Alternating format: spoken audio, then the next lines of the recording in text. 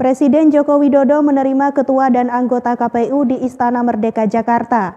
KPU melaporkan perkembangan penyelenggaraan pemilihan umum, terutama persiapan penyelenggaraan pemilu di tahun 2024 mendatang. Presiden Republik Indonesia Joko Widodo menerima ketua dan anggota Komisi Pemilihan Umum di Istana Merdeka Jakarta pada Senin 30 Mei 2022. Dari informasi yang dihimpun, KPU melaporkan perkembangan penyelenggaraan pemilihan umum, terutama untuk persiapan penyelenggaraan pemilu 2024.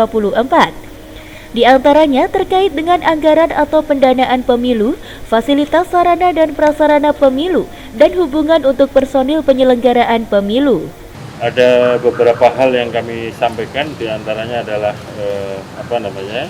anggaran atau pendanaan pemilu, kemudian fasilitasi sarana prasarana pemilu, dan dukungan untuk personil penyelenggaraan pemilu. Hashim menuturkan bahwa ada 6 hal yang disampaikan oleh Presiden Jokowi dalam pertemuan tersebut. Ada 6 hal tadi yang disampaikan oleh Bapak Presiden. Yang pertama bahwa Bapak Presiden mendukung penuh penyelenggaraan pemilu 2024 dan Pilkada 2024 sebagaimana sudah dijadwalkan, yaitu pemungutan suara untuk pemilu pada hari Rabu tanggal 14 Februari 2024. Yang kedua, Presiden juga akan akan menugaskan menteri-menteri terkait yang berkaitan dengan penyelenggaraan pemilu yang berhubungan dengan KPU. Di antara ada Menteri Dalam Negeri, Menteri Hukum dan HAM, Menteri Keuangan, Menteri Luar Negeri, Menteri Kesehatan, Panglima TNI, Kapolri, Kejaksaan Agung, yang semuanya akan ditugaskan oleh Presiden memberikan dukungan sepenuhnya kepada KPU, terutama untuk dukungan anggaran dan juga personil dan juga logistik kepemiluan. Nah, yang ketiga, Bapak Presiden berpesan kepada KPU agar menjaga dan meningkatkan kualitas pemilu. Di antaranya indikator-indikatornya adalah meningkatnya partisipasi pemilih yang terlibat dalam pemilu, kemudian meningkatnya kualitas pendidikan pemilih, dan kemudian meningkatnya kualitas tata kelola kepemiluan di lingkungan KPU.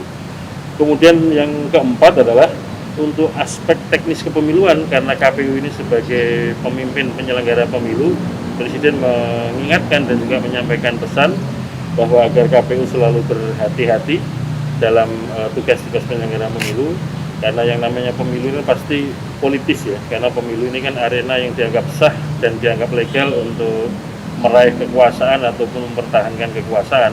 Yang kelima, soal kampanye. Sebisa mungkin kampanye ini dipersingkat supaya efisien dan juga tidak menimbulkan problem pembelahan masyarakat yang berlama-lama ya. Sehingga titik temunya adalah kampanye pada durasi 90 hari.